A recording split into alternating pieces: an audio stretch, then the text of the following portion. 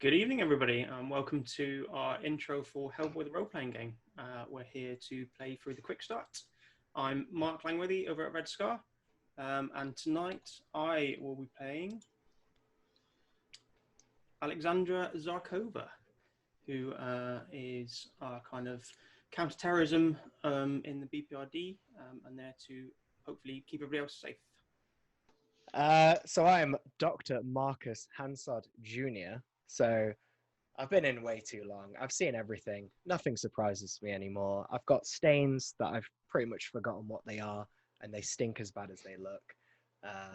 Between me and you, I'm 2 months away from a desk job. I just need it to not get messed up. Me, I'm Reverend Jeremy Peters, former US Army chaplain.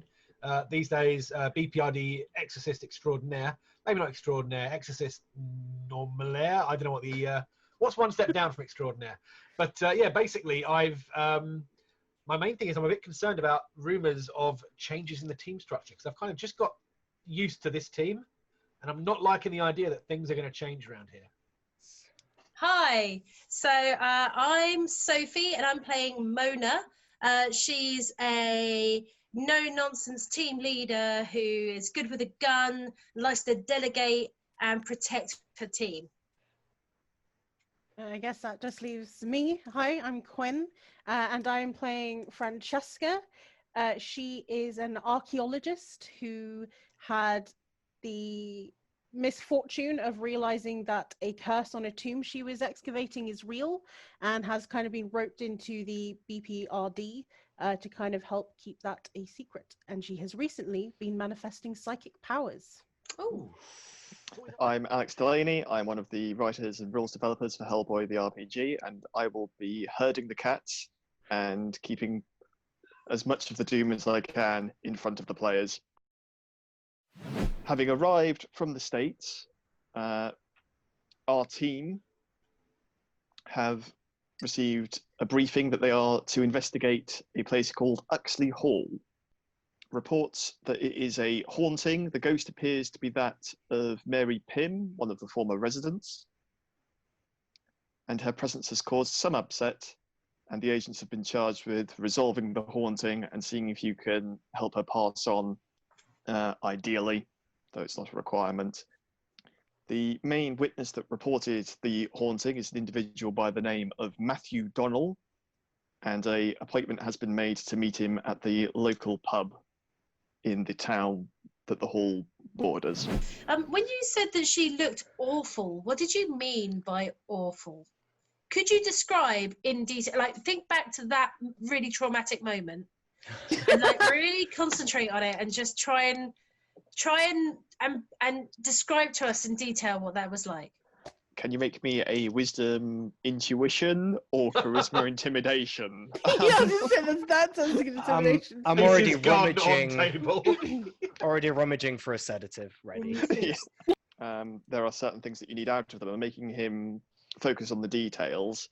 He recalls that she looked like she'd been in the river for a week, and her jaw was unhinged, and she was wearing, he couldn't quite make it out, but she was only in the window, she wasn't in the room. But then and then he kind of stumbles with the words, then when I left rather quickly, I heard the door slam. I mean, already there's a picture starting to build up, right? Because we've got potential, drowning. We've got illegitimate kids, potentially. We've got something in the walls, hopefully rats. And I mean, I'm pretty certain that guy saw something supernatural, I think. Unhinged jaws usually aren't on the living. Yeah, this doesn't feel like a wild goose chase for once. Mm. And Uxley Hall has a gravel driveway and stands at the ground floor and then 2 additional stories.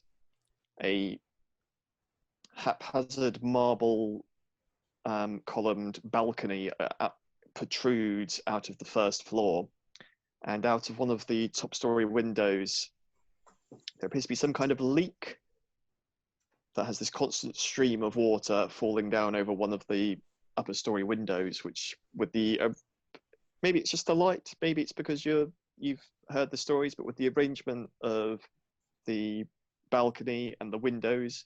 The front of the hall looks like a face that is crying. As soon as Francesca takes the gun out, I'm going to kind of put a hand up and say, "Hey, Fran, I mean, might be nothing, you know." Oh, I'm gonna follow. I'm, gun out and it's torch out and just being is better safe than sorry. I'd rather have the weapon drawn and not need to shoot it than have it holstered and need to shoot it.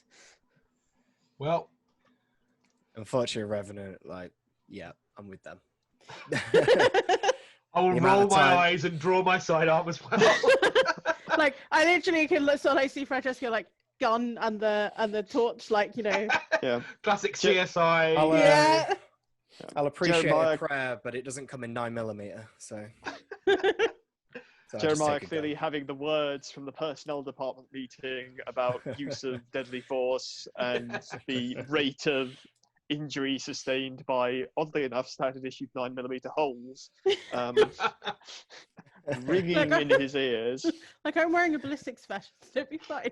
I'm going to look at you all and take you all and move your sidearms out, and I'm going to say, like, I'm supposed to be here to keep you safe, but now I don't feel safe.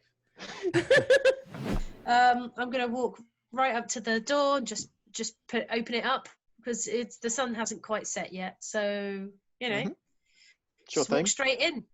Okay, I'm being cautious, of course, checking all the corners. I'm taking myself very seriously.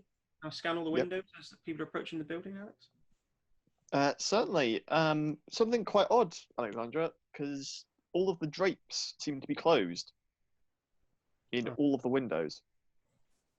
You check the first story, the second story, from what you can see. You shine your torch up, and they're all closed.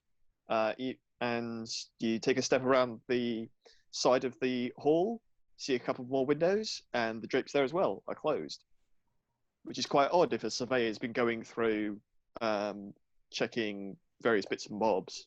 Yeah. The first thing that hits you when you open the door, however, is the smell. At first, it's that wet rot of mold, but as you sniff it in as little as you can, there's a distinct chemical after-tang, almost vinegary. And as you take steps in, you see what Matthew was referring to. There are various parts of the flooring that have just turned into puddles, where there's been attempts to pile newspaper on top of them to perhaps dry it out, but it's all been done in vain.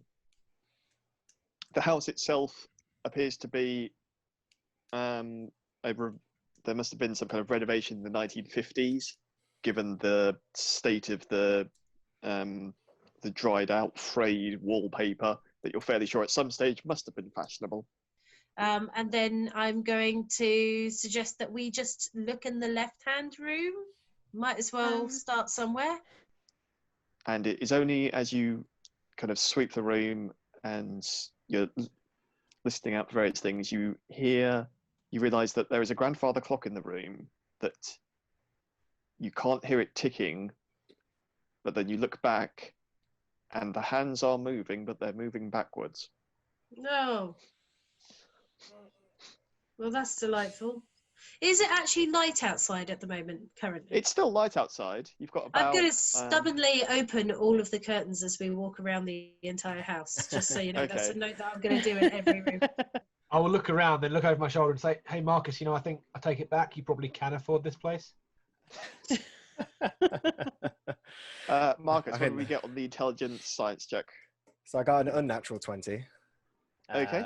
But then a 1 on my D20. Oh my God! Change your dice! It's an online! I'll find a different one while we... Oh my God! Are you sure you Okay. didn't download like a roll of one simulator rather than it being an actual dice? These are joke dice. Yeah, it feels like it. Clowndice.com. Oh. Alright. Mona, the most frustrating bit about the grandfather clock is that it's counting backwards to midnight. Mm, I'm going to sort of lean in and look at it. nice.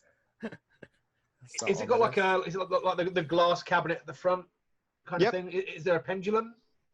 There is a pendulum. Is it moving? It is moving. It is making no noise. Just going to sort of open it, just put my hand in and stop the pendulum. Pendulum stops. And the hands. Hands stop.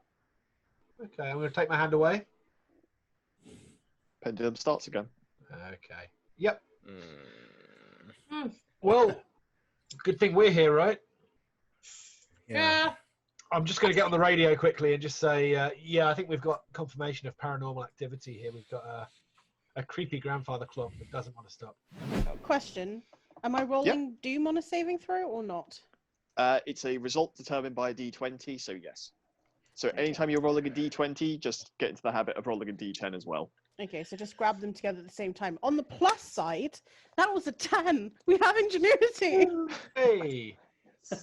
Okay, so you can do a number of things with ingenuity. You can store it and use it later. You can store a number of points equal to proficiency bonus, which at this level is 3. You can use it immediately to kind of fail with style, or if you really don't like the fact that that's in single digits, you can spend it to boost it by the result by a d6.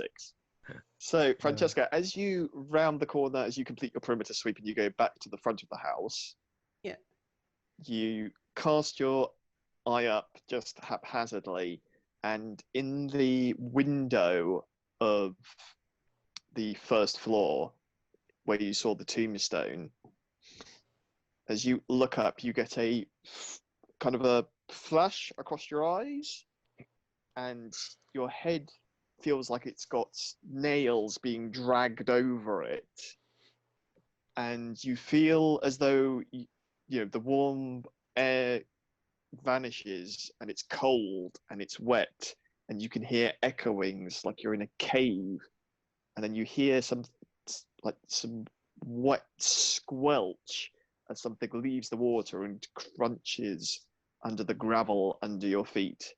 And as you blink, you're back, and you're going to take 4 points of psychic damage from that. Awesome. Yeah. Marcus, as you hear this spree of activity over the radio and people confirming various things and other things, as you firmly put your back against the wall, counting 10,000 hours, 2 months, 8 weeks,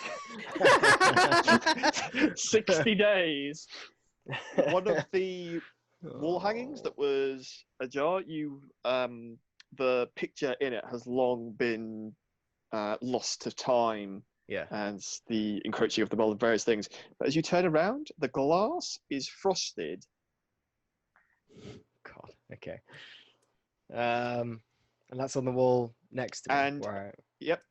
Okay. As you look at it, it slowly and loudly scrapes on the wall as it lines itself back up. Okay. Yeah. Well, let's go upstairs and go and confront whatever's making noise, and we'll see what's going bump, shall we? I'll get the EMF sensor out as well, Alex. Okay, you get the EMF sensor out. You know that the EMF is notoriously unreliable until it is entirely reliable. As you exit the staircase on your left, you can see the impressive double doors to the balcony. Okay. But what is more interesting is that there is a door to your right that slowly starts to creak open. And Alexandra, the EMF sensor just starts, it doesn't immediately jump up, it just starts building a little bit up, a little bit down. Like, whoever that is, you better show yourself.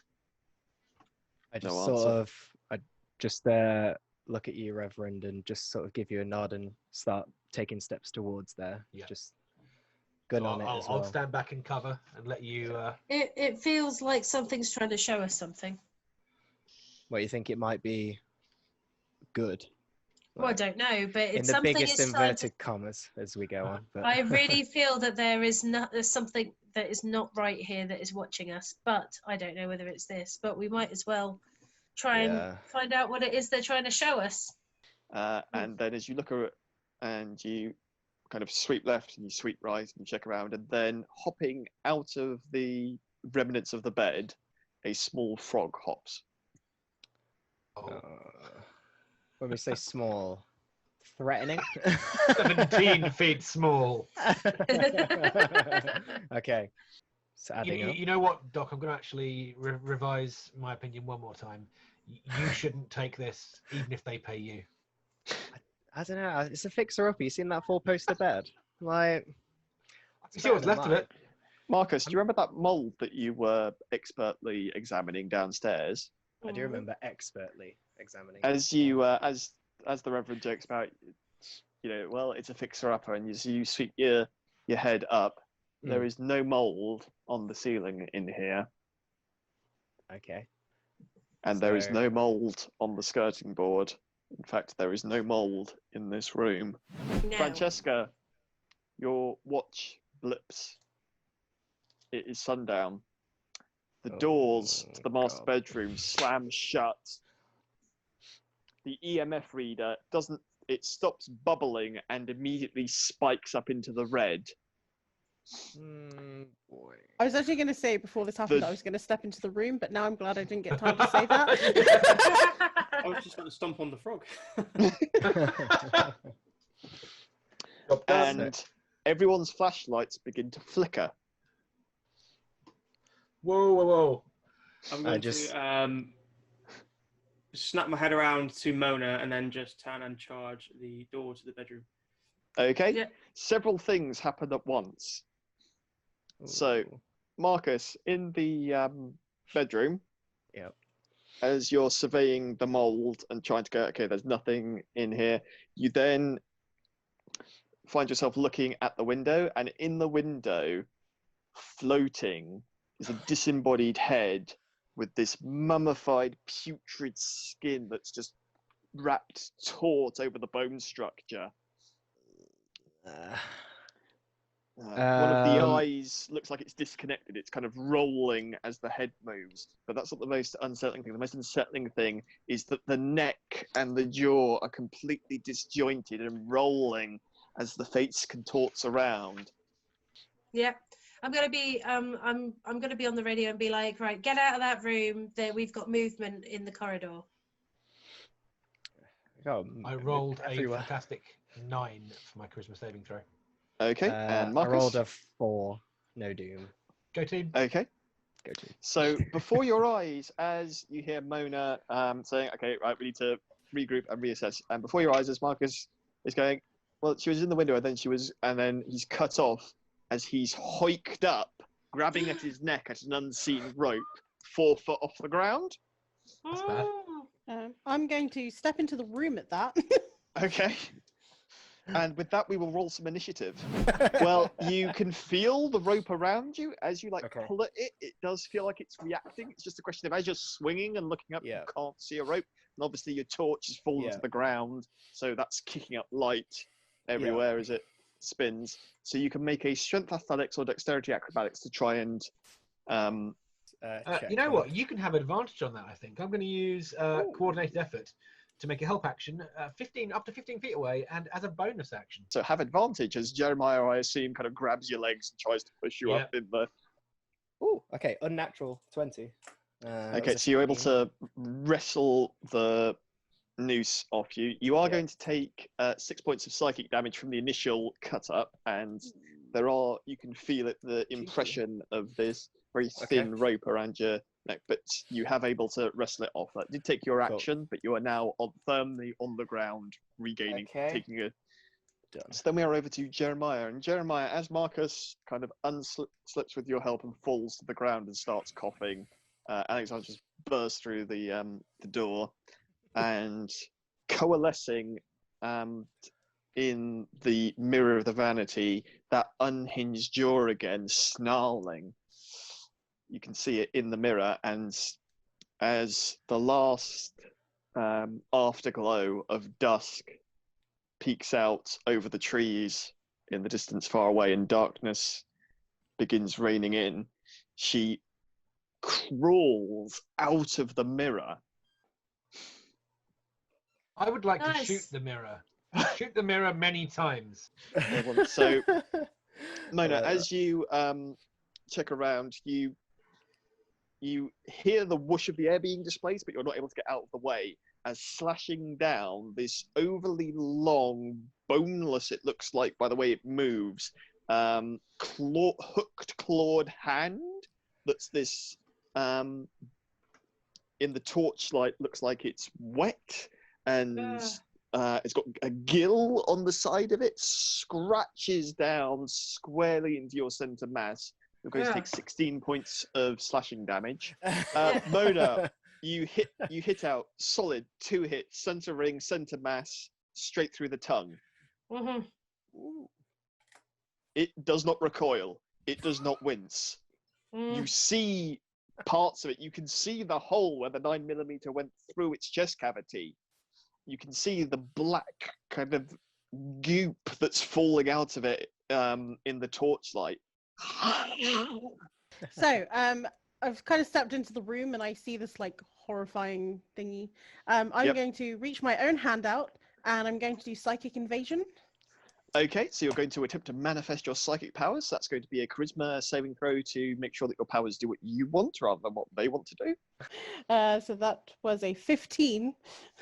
Okay, so you deal 2d6 psychic damage, and it overcomes any resistance because it's coming from a power. It's coming from the either as your force of will renders out as you lash out.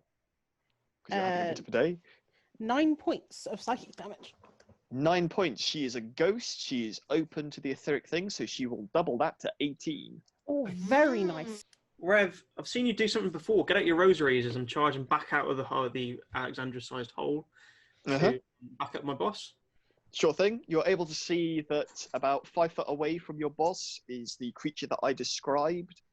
Its long, hooked hands tear gashes into her BPRD stab vest. It's kind of perched half on the wall, half on the floor.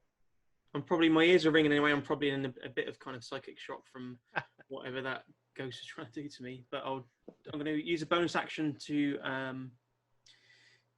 try a rapid reload. So I actually rolled a snake eyes, which is a 1 on the d20 and a 1 on the So much time. 13. We literally are rolling so many dooms and not much ingenuity. You mind me taking the first one? Because I've got an interesting idea. Oh, go ahead, Reverend. Oh, thank you. I am going to holster my revolver, and I think I'm going to attempt to start an exorcism because that's a thing that I can do. It is indeed. So, you've got your holster, you've got your BPRD vest, so you're able. You have things close to hand. You're able to pull it out. So, exorcism is classed as a ritual, which is our version of spellcasting, but supersized. Let's give it a go. So I'm sort of picturing, I've stowed the side. I've taken out surely a book, a Bible or something, and probably reached within the vest and pulled out the crucifix on a chain. Oh, and yeah. I'm now reciting something angrily. I'm fairly sure that, to the Bible is already taped all of the exorcism supplies just for this exact moment. Absolutely, yeah. And all the pages are folded over in the right places, Yes. 25 in total. 25. She'll double that to 50 because she is a ghost. Marcus, as you pick yourself up and pick up your flashlight and your sidearm, you go to train it on where the creature was, but she's no longer there. And instead, as you sweep around, you hear a creaking sound, and hanging above the bed, still by that unseen note with her head tilted a little bit too far around and her jaw hanging, she hangs there. But this time, the dress seems more etheric and she seems more tangible, more real. You can see the signs of decomposition where skin has been eaten away and parts of it are mummified around her eyes. The frog is still alive. Wonderful. I'm going to psychic the frog. So, the frog monster, or are you going after the tiny actual frog? Kill the tiny frog. He's the Kill the mastermind. tiny frog. Look, if we can get one victory out of tonight, We already have. The mirror's dead. Fair. No, the frog monster, preferably. Okay, sure thing. Make the opposed charisma check. Okay, so you reach out with your force of will, and even though this thing, it's it has no willpower of its own. Somehow, through the mysteries of the universe, it is able to overcome. Perhaps it's the fact that your ears are ringing and it's been a weird day. 16 damage on it. 16. So you, instead of shooting it center mass, you shoot it squarely in its open mouth, Oh. and you watch as the venom sac implodes, and it starts gargling and coughing it up as it claws and scratches at the wall before finally falling to the ground and spasming before going limp dead. Mm. Okay. So I take it you're heading down the secret staircase? I'm Yep. not going first. Who is going first? And who's I going will last? I will go first with my my torch and my gun raised. What I will Okay. do before we head down, I'll sidle up to Mona, open the Bible, take out this chunk of mirror, and say, "Look at that, and tell me that is not weird." I'm going to look a bit shocked and say, when I said I felt like I was being watched, I had a flash of a place like that. I think it might be the place that we're going to now. Well, let's go back away. Can I Okay. follow my recovered case file here, Alex? You certainly Ah. can. Yeah. Now's the time. All the So, Francesca, information. as you work your way through the tomes, they're all occult tomes, but you're able to recognize, well, that's a fake, that was debunked, that's a misalignment of 3 mistranslations that were then copied down backwards. They're all high-end versions of them, but a lot of them are fake, but there are like specks of truth. One's the Necronomicon. Wait, what? Klaatu. Alexandra, with your recovered case file, you remember there being an incident of the Special Science Service recovering a similar library in one of the recovered territories, and what threw off the investigation was that the cult had misspelt or mistranslated the name of the creature that they served. You do recognize with your recovered case files the Laminis Grammata, which is a tome which was sought after by Project Ragnarok at one stage, the German World War II effort into the occult. You see references to it in some of the notes on the desk, and it must be buried somewhere in amongst all these books. Having that name, like looking through all the books, things, did I find anything with that? It's a question of the tome in question, by the looks of it, would probably be hit, given the fact that there are genuine occult tomes in here. It's one of those things that there is enough occult things here that there is clearly kind of a camouflaging effect taking place. Okay. And where you take them down, they've swapped some of the spines, so you'd have to bring them down. You think it would take you about 20 minutes. So this is not the first time that you've had to do it. You get a daisy chain going and you're able to search through, and eventually you come across the tome with the macabre drawings where someone's tried to translate the unspeakable words that were not designed to be spoken by a human mouth. And you find within there 3 rituals of note that you think are legitimate. One that summons forth the disciples of the dragon, or the children of the dragon. Let's try that one. One that it's the Doctor Strange thing of they put the warning after the spell. One of them that weakens the gifts of the Father, and one of them that takes back the favor. So you open the door, and with floorboards covered in a thin layer of water, this once mighty temple with pews building up to a depiction of Baphomet, the goat god, with a pentagram, with a altar that has a rather nasty looking serrated knife resting on it, and Lovely.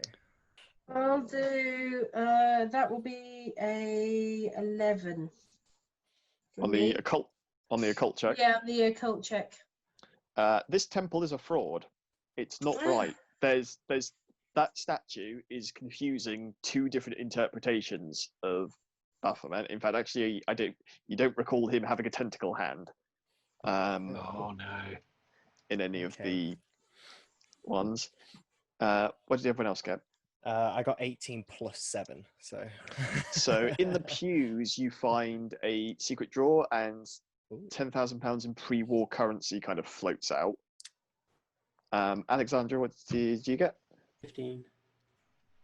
You find, as you're checking the doors, looking for hidey holes, you find that one section of the wall is actually a door, and it's hollow. Hello. And it sounds like it's a door to another compartment or another room.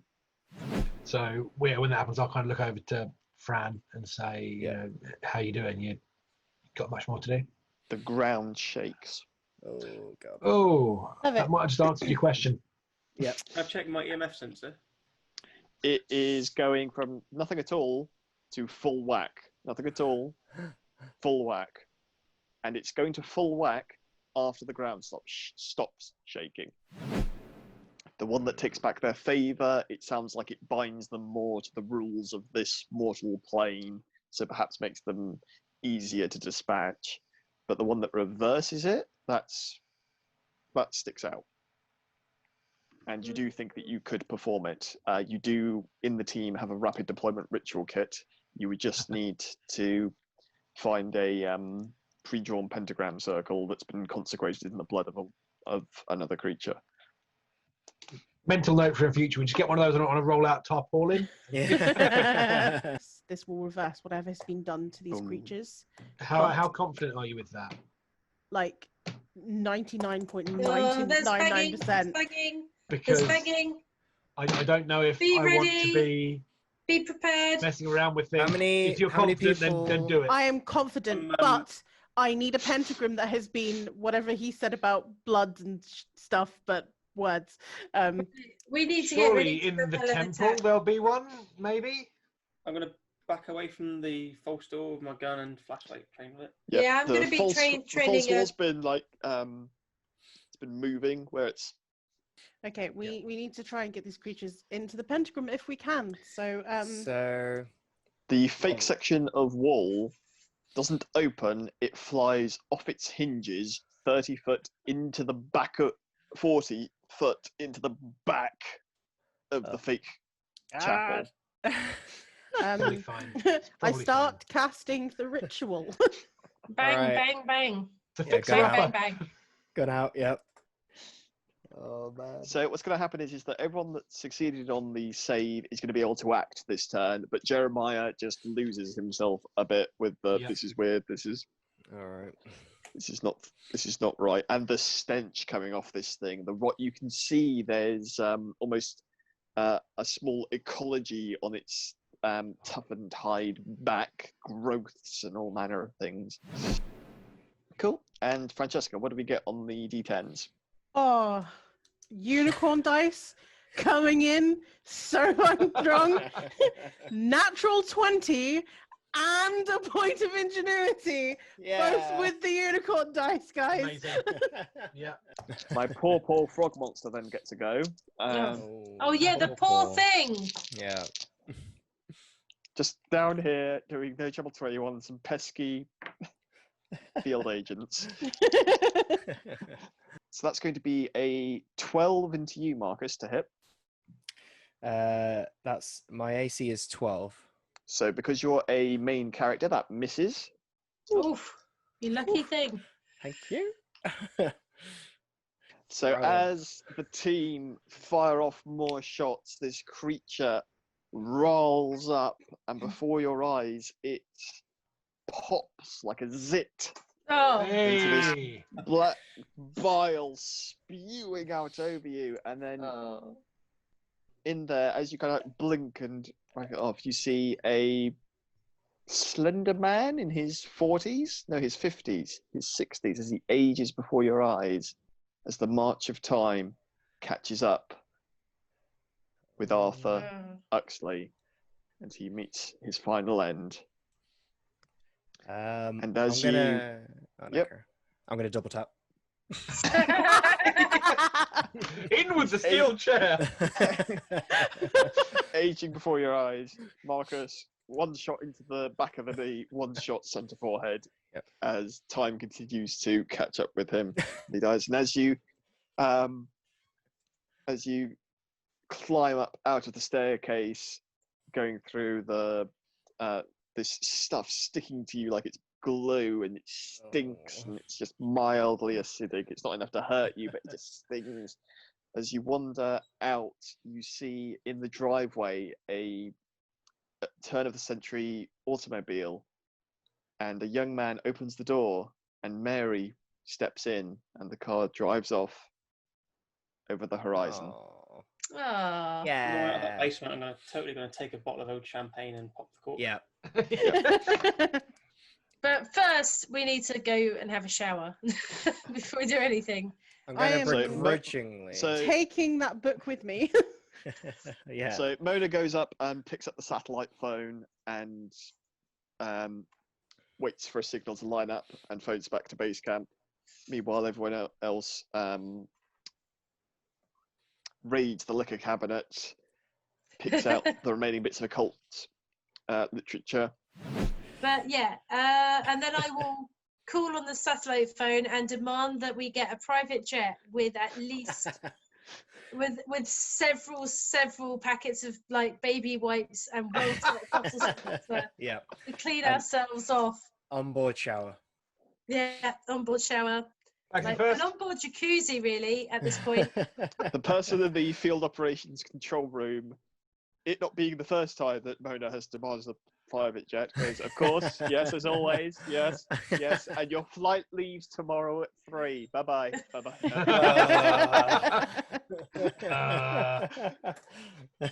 Have you, Big Red? Right, pub. no, Yeah. wash, I've got spa, 10 then grand in pub. pre-war currency. Let's spend it.